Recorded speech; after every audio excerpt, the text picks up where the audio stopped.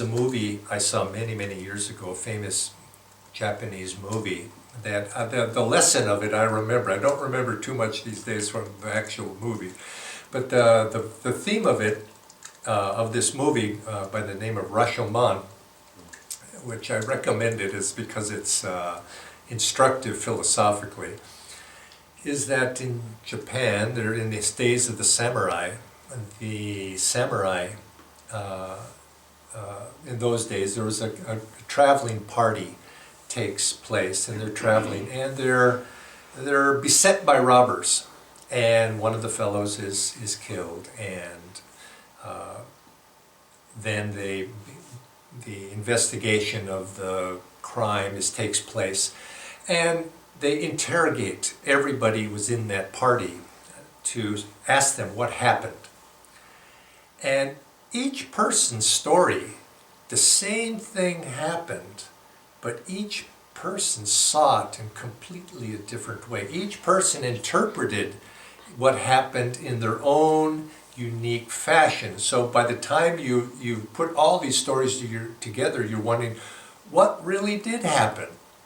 And of course the story goes on. You can watch the movie for yourself. But the idea is, oftentimes something happens and you ask different people of what happened, and you get a very different story, because each person is seeing something through the own screen of their own reality, their own subjective biases, their own consciousness. And we have to realize that we too are doing that. We are like, as Paramahansa Yogananda used the image of, we're like a radio, and our mind is picking up various channels, tuning into various channels depending upon our consciousness.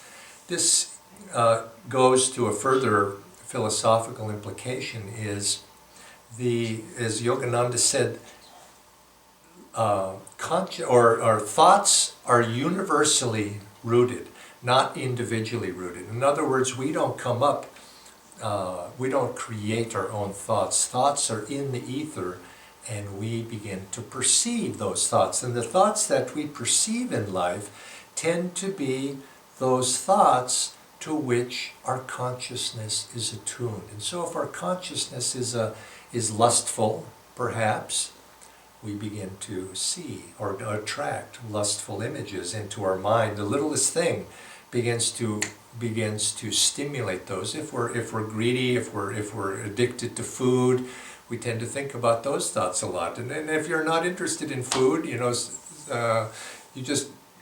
doesn't affect you. And so what's in our mind has a magnetic power, and we begin to attune our inner radio to that station and begin to draw that. So our job is to learn to be able to retune those thoughts, that inner radio, and be able to draw those things that are going to be beneficial to us. But at the same time, being practical of where we are and arranging our environment in such a way that it's going to be supportive to what we do. But don't blame the outer world. I mean, this is so dark age way of approaching life that it's a shame to see people acting and behaving in that sort of way.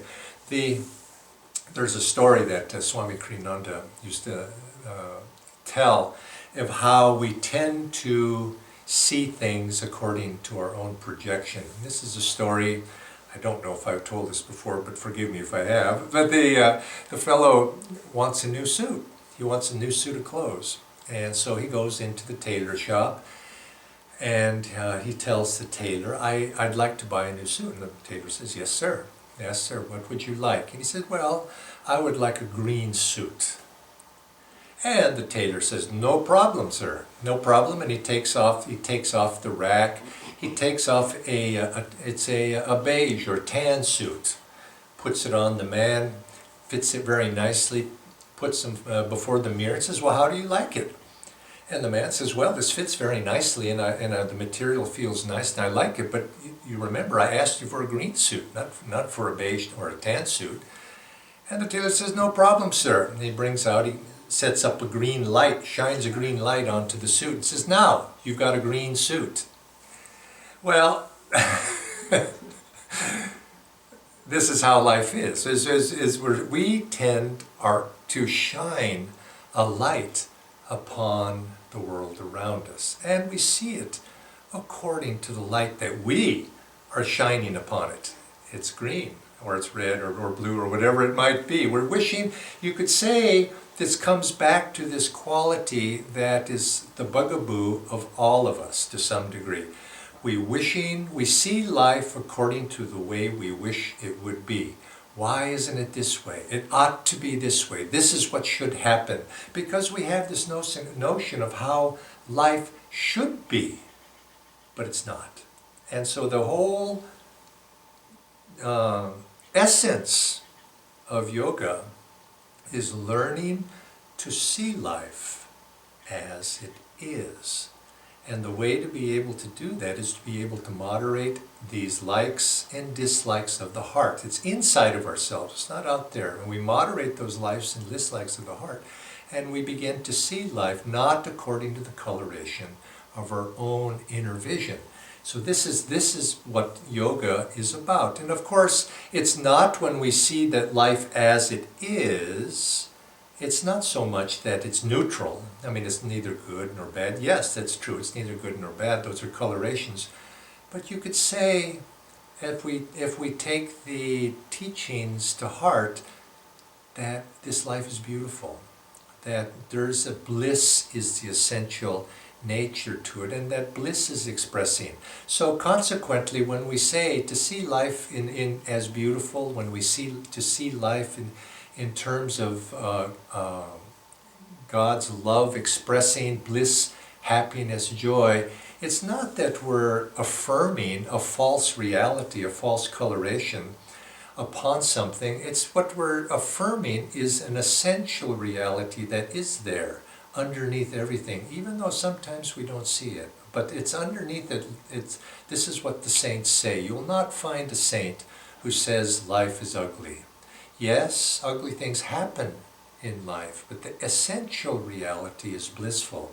This is our true nature, and the whole path of yoga is learning to see that essential nature and removing those things that you might say delude us into seeing world something other than what it really is.